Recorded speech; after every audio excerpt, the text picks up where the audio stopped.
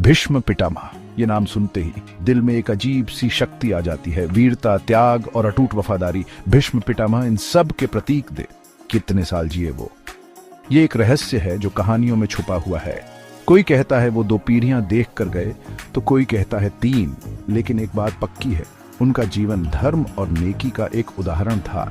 कुरुवंश के लिए वो एक रोशनी बने रहे, तब भी जब कुरुवंश ने गलत रास्ते चुने। उनकी बुद्धि का कोई जवाब नहीं था।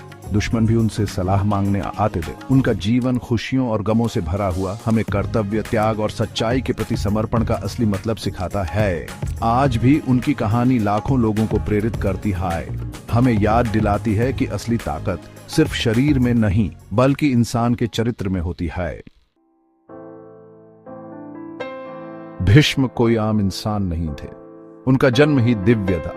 उनका जन्म पवित्र गंगा के किनारे हुआ था, जिसे हिंदू धर्म में देवी माना जाता है। इस दिव्य संबंध ने उन्हें असाधारण गुणों से नवाजा था। उनके पिता थे राजा शांतनु, कुरुवंश के शासक। उनकी माता थी स्वयं गंगा, जो धरती पर मानव रूप में आई थी। इस स्वर्गीय वंश ने भीष्म को असीम शक्ति और ज्ञान प्रदान किया। अपने पिता से उन्हें एक राजा की जिम्मेदारियां, नेतृत्व का भार मिला।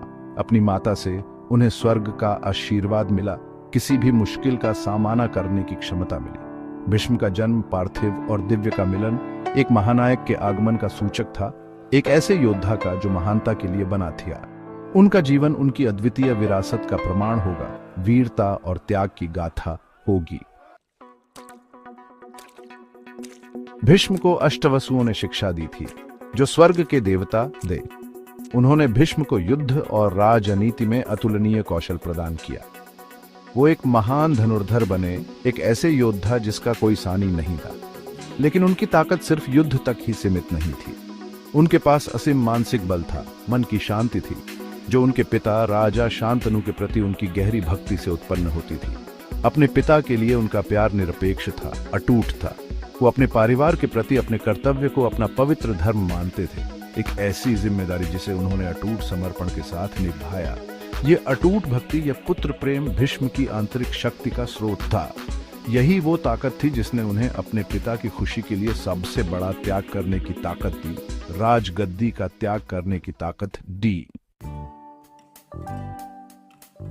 चौथा भाग, भीष्म का प्राटिज्या, एक वरदान और एक श्राप। राजा शांतनु को एक माछी की बेटी सत्यवती से प्यार हो गया। हालांकि सत्यवती के पिता ने इस शर्त पर विवाह के लिए हामी भरी कि सत्यवती के बेटे ही राजगद्दी के वारिस होंगे। इससे एक मुश्किल खड़ी हो गई, क्योंकि भीष्म ही राजगद्दी के हकदार थे। एक अद्वितीय त्याग में भीष्म ने कभी शादी न करने और कभी राजगद्दी न लेने की प्रतिज्ञा ली, ताकि सत्यवती के बेटे राज कर सकें। इस प्रतिज्ञा ने, जो प्यार और कर्तव्य से उत्पन्न हुई थी, उन्हें भीष्म नाम दिया, जिसका अर्थ है भयानक, क्योंकि यह एक ऐसी प्रतिज्ञा थी जिसमें बहुत बड़ा त्याग था। उनकी भक्ति से प्रभावित होकर उनके पिता ने उन्हें एक वरदान दिया, भीष्म अपनी मृत्यु का समय खुद चुनेंगे। इस वरदान ने उन्हें युद्ध में लगभग अजेय बना दिया। भीष्म की प्रतिज्ञा हालांकि उनकी भक्ति का प्रमाण थी, लेकिन यह उनके लिए एक श्राप भी बन गई। इसने उन्हें एकांत जीवन में बंध दिया, उन्हें विवाह और पिता बनने की खुशियों से वंचित रखा। फिर भी वो कभी डगमगाए नहीं, अपनी बात के प्रति उनकी प्रतिबद्धता अटूट थी। पांचवां भाग, भीष्म पितामह की विरासत। भीष्म पितामह का जीवन एक विरोधाभास था। एक योद्धा जो युद्ध से नफरत करता था, एक ऐसा व्यक्ति जिसने अपने परिवार के लिए अपनी खुशी का त्याग कर दिया। वे कुरुक्षेत्र के युद्ध में लड़े, इच्छा से नहीं बल्कि कर्तव्य से। वे कौरव सेना के सेनापति बने, जबकि उन्हें पता था कि उनका पक्ष गलत है। वे अद्वितीय वीरता से लड़े, उनका कौशल उम्र के साथ कम नहीं हुआ। फिर भी उनका हृदय भारी था, अपने कर्तव्य और अपनी अंतरात्मा के बीच फटा हुआ था।